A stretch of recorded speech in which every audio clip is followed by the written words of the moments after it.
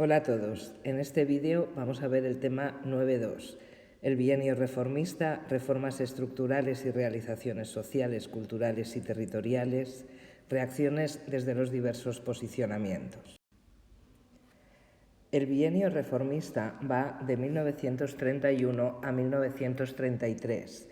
Durante estos 2 años, el gobierno de izquierdas tratará de profundizar en las reformas que ya había iniciado el gobierno provisional. Vamos a ver algunas de esas reformas. Respecto al tema de las autonomías, en 1932 se aprueba el Estatuto de Autonomía de Cataluña. En el caso del País Vasco, las Cortes rechazan el proyecto de estatuto por ser demasiado conservador y católico. Otra reforma es la reforma del Ejército, que lleva a cabo Manuel Azaña, que la lleva a cabo con los siguientes objetivos: acabar con la hipertrofia del Ejército, adecuarlo a las necesidades del Estado y evitar que intervenga en política. Para conseguir esos objetivos se llevan a cabo una serie de medidas, como por ejemplo la reducción del número de oficiales y divisiones, la derogación de la ley de jurisdicciones, el retiro anticipado, conservando el sueldo de los oficiales que así lo quieran, y creación de la Guardia de Asalto, una fuerza leal a la República. En lo que se refiere a las relaciones con la Iglesia, la aplicación de la Constitución, que recordad que establecía un Estado laico, supondrá la oposición de la Iglesia, que participará en política a través de Acción Nacional. La reforma de la enseñanza fue emprendida por Marcelino Domingo, partiendo de que el Estado debería garantizar la educación y esa educación seguiría 5 principios. Sería pública, obligatoria, gratuita, mixta y laica.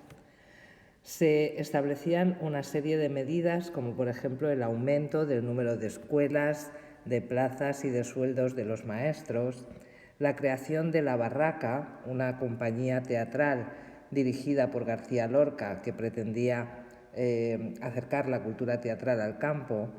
Se suprimía la enseñanza religiosa y se creaban las misiones pedagógicas, que eran enseñanza para adultos. Las reformas laborales fueron llevadas a cabo por Largo Caballero, del PSOE. Todas estas reformas provocaron la oposición de la patronal y destacaron por extenderse también al campo. Algunas de esas reformas fueron el establecimiento de un salario mínimo, la jornada de 8 horas, el establecimiento de convenios colectivos y las vacaciones pagadas de 7 días. La pieza clave de todo el intento de modernización del país fue la reforma agraria, que tenía como objetivos una distribución más justa de la propiedad y conseguir mayor rendimiento agrario. Se creó la Ley de Bases para la Reforma Agraria, en la que se establecía la expropiación con indemnización de determinadas fincas y sin indemnización de las tierras de la nobleza. Para llevar a cabo la reforma se creó el Instituto de Reforma Agraria, que sería el encargado de hacer un registro de la propiedad expropiable y de realizar después la redistribución de las tierras entre los campesinos. Este organismo, el Instituto de Reforma Agraria, tuvo que enfrentarse a la oposición de los terratenientes y a la escasez de presupuesto. Las reformas emprendidas por el Gobierno fueron contestadas por diversos sectores sociales. A la izquierda obrera, anarquistas y comunistas fundamentalmente, les parecía que las reformas eran lentas e insuficientes. Aumentaron las huelgas y las ocupaciones de tierras y se incrementó también la violencia, con choques con la fuerza pública en pueblos y ciudades y una escalada de muertos, heridos y detenidos que erosionó la autoridad del gobierno. También la derecha se opuso a las reformas del gobierno.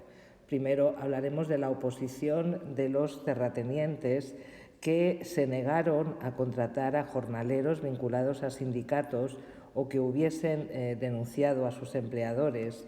Y por otro lado tenemos también la oposición de la Iglesia. La crisis del bienio reformista está provocada por dos factores. En primer lugar, ese incremento de la conflictividad social de la que hablábamos y ante la que el Gobierno optó por la represión. Tenemos el caso de Casas Viejas en Cádiz. Y por otro lado, la reorganización de las derechas. En el año 33 aparece la CEDA de Gil Robles, católica y que no jura lealtad a la República. Aparece Renovación Española de Calvo Sotelo, monárquica y antirrepublicana. Y surgen también los primeros partidos fascistas, las JONS de Ledesma Ramos y Onésimo Redondo, y Falange Española de José Antonio Primo de Rivera, que se unen en ese año de 1933 en Falange Española de las JONS.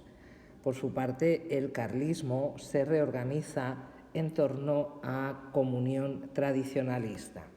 En 1932, la tensión política llega a su punto álgido con el intento de golpe de Estado de Sanjurjo.